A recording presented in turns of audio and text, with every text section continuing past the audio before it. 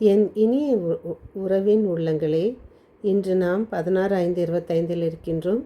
தூய ஆவியானவர் நமக்குள் என்றும் அன்னையின் அன்பிலும் அரவணைப்பிலும் அவருடைய பரிந்துரையிலும் நாம் தொடர்ந்து வாசித்து கொண்டு வருகிற சங்கீத தொடர்ச்சி 83 10 11 12.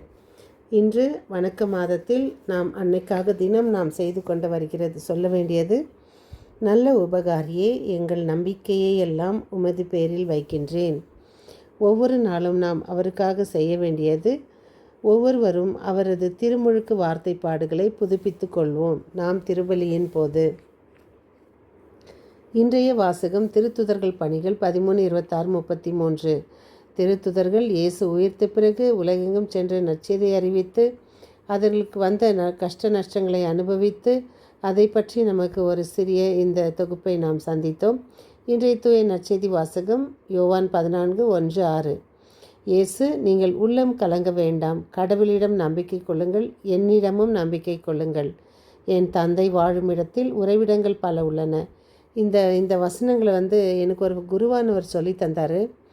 கடவுள், நீங்கள் உள்ளம் கலங்க வேண்டாம், கடவுளிடம் நம்பிக்கை கொள்ளுங்கள், என்னிடம் நம்பிக்கை கொள்ளுங்கள். ஒரு நாளைக்கு 5 முறை இதை சொல்லி நான் வெற்றி பெற்றிருக்கேன். நிறைய காரியங்கள் சாதிச்சிருக்கேன். அதனால் முடிந்த அளவு நீங்களும் உங்கள் வாழ்க்கையில் தினம் ஒரு நாளைக்கு 5 முறை இந்த வசனத்தை சொல்ல முயற்சி செய்யுங்க. அந்த வார்த்தைகள்: வழி, உண்மை, வாழ்வு இயேசுவே. வாழ்க்கை என்பது ஒரு பயணம் என்றால் அதன் இறுதி இலக்கு இறைவன். அதற்கு வழியாக அமைவது இயேசு. அந்த இலக்கை சுட்டி காட்டும் அடையாளம் அல்ல, அதை அடைவது இப்படித்தான் என்று வழியாக இருந்து உடன் வந்து இருப்பவர்தான் இயேசு. வழியும் அவரே வழியும் வாழ்வும் இறுதி இலக்கும் அவரே தான். உண்மையின் மொத்த வடிவமும் இறைவன்தான். அந்த கடவுளின் வெளிப்பாடுகள் இயேசு. நானும் தந்தையும் ஒன்றே. யோவான் 10:30. எனவே கடவுளை காட்டுகின்றதோடு கடவுளாயும் இருப்பதால் இவரே உண்மை. இயேசுவே வாழ்வின் ஊற்றும் நிறைவும் ஆகும். நிறைவில் இருந்து தான் ஒருவர் பகிர்ந்து கொடுக்க முடியும். இயேசு இந்த உலக வாழ்வையும் கடந்து இறந்தும் வாழ்கின்ற நிலை வாழ்வை வழங்குகின்றார். என்னிடம் நம்பிக்கை கொள்பவர் இறப்பினும் வாழ்வார் என்றும் உயிர்த்தெழுதலும் வாழ்வும் நானே என்கின்றார். நாம் அன்னை மரியாவுக்காக இந்த மே மாதத்தில் நாம் தொடர்ந்து வாசித்து கொண்டு வருகிற அன்னையின் நம் அருள் கொடைகளையும் நாம் பெற்றுக்கொண்டு வருகின்றோம். அன்னையின் இந்த 16ஆம் நாள் நாம் அன்னைக்காக நாம் செய்து வந்த 16வது நாள் நாம் இன்று செய்ய வேண்டியது அனைத்தையும் நாம் இன்று அன்னை மரியாவின் கீழ்ப்படிதல், அன்னை மரியாவின் தாழ்ச்சி, அன்னை மரியாவின் பிறப்பு. அன்னை மரியாவின் தாழ்ச்சி. அன்னை மரியா இயேசுவை ஆலயத்தில் அர்ப்பணிக்கவும் தனது தூய்மை சடங்கை நிறைவேற்றவும் சென்றபோது அவரிடம் தாழ்ச்சி என்ற புண்ணியமும் விளங்குவதை காண்கின்றோம். உலகின் மீட்பரையே பெற்று மூவர் இறைவனுக்கு உகந்தவராக இருந்ததால் அவர் மாந்தரின் வணக்கத்திற்கு உரியவராகவும் இருந்தார். ஆயினும் அதை அவர் பெரிதுபடுத்தி காட்டிக்கொள்ளாமல் மற்ற பெண்களைப் போன்று தன்னை அனைத்து சடங்குகளுக்கும் உட்படுத்தி கொள்ளும் அளவுக்கு தாழ்த்தி கொண்டார். மேலும் தாவீதின் குடும்பத்தவராக அரச குலத்தில் உதித்தவராகவும் விண்ணுக்கும் மண்ணுக்கும் அரசியாகவும் பேறு பெற்று இருந்த போதிலும் ஆலயத்திற்கு குழந்தை இயேசுவை காணிக்கையாக அர்ப்பணிக்க வந்த பொழுது ஆடம்பரமிக்க பொருட்களை கொண்டு வந்து தனக்கு புகழ் தேடிக்கொள்ள விரும்பாமல் எளிமையை காண்பிக்க ஏழை எளிய மக்கள் கொண்டு வரும் புறா குஞ்சுகளையே காணிக்கையாக அர்ப்பணித்தார்.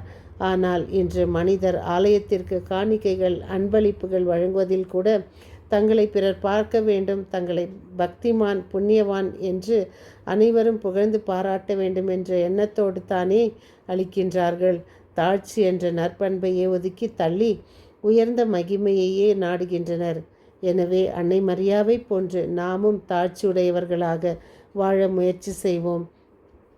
அன்னையின் பக்தர்கள் என்று சொல்லிக் கொள்வதை விட, அன்னையின் ஊழியக்காரிகள் என்று சொல்லிக் கொள்வதை விட தாழ்ச்சி உள்ளவர்களே அன்னை மரியாவின் அன்புக்கு உகந்தவராக வாழ முடியும் என்பதை நாம் இந்த பகுதியில் நாம் தெரிந்து கொள்வோம். ஐரோப்பா நாட்டில் கர்கோசன் என்ற நகரில் புனித டொமினிக் மறையாற்றி கொண்டிருந்தார். அச்சமயத்தில் அவரிடம் மனிதரை அழைத்து வந்தார்கள். அந்த அழகைய மனிதரிடத்தில் குடிக்கொண்டிருந்ததை அவர் அலைக்கழித்து அவர் அன்னை மரியாவுக்கு உகந்த ஜெபமாகிய ஜெபமாலையை 153 மணி ஜெபமாலையை ஆகாது, அது தேவையில்லை என்று பேசினார். புனித டாம்னிக் அந்த தீய ஆவி அம்மனிதர் மீது ஆவேசம் கொண்டிருந்ததால் அவர் அதனை நோக்கி, இயேசுவின் பெயரால் தாம் இதுவரை 153 மணி ஜெபமாலை குறித்து போதித்தது அனைத்தும் உண்மையா பொய்யா என்பதை குறித்து வெளியரங்கமாக பதிலளிக்கும்படி கட்டளையிட்டார். இயேசுவின் பெயரால் கட்டளையிட்டது கேட்ட தீய ஆவி அந்த மனிதரின் வாய்மொழியாக உரக்க கத்திக்கொண்டு, டோம்னிக்கே, இவ்விடத்தில் சூழ்ந்து நிற்கும் கிறிஸ்தவர்களே, நான் இப்பொழுது கூறப்போதை கவனத்துடன் கேளுங்கள். டாம்னிக் அன்னை மரியா குறித்தும் 53 மணி ஜெபமாலை ஜெபிப்பதை குறித்தும் உங்களுக்கு கற்பித்தது அனைத்தும் மிக சரியானவையே என்று அன்னை மரியாவை வணங்குங்கள் என்று சொல்லிவிட்டு அந்த இடத்திலிருந்து அது சென்றுவிட்டது. அதனால் அது சொல்லி இல்லை, நாம் அனுபவிப்பதையும் இன்று 153 மணி ஜெபமாலையில் அதிக பலன்களை நாம் அடைந்து வருகிறோம். நாம் இந்த மே மாதத்தில் தினம் குடும்பங்களில், வீடுகளில், தனிமையில் ஜெபமாலை ஜெபிப்போம், பலனை அடைவோம். மீண்டும் சந்திக்கும் வரை உங்கள் அன்பு தோழி.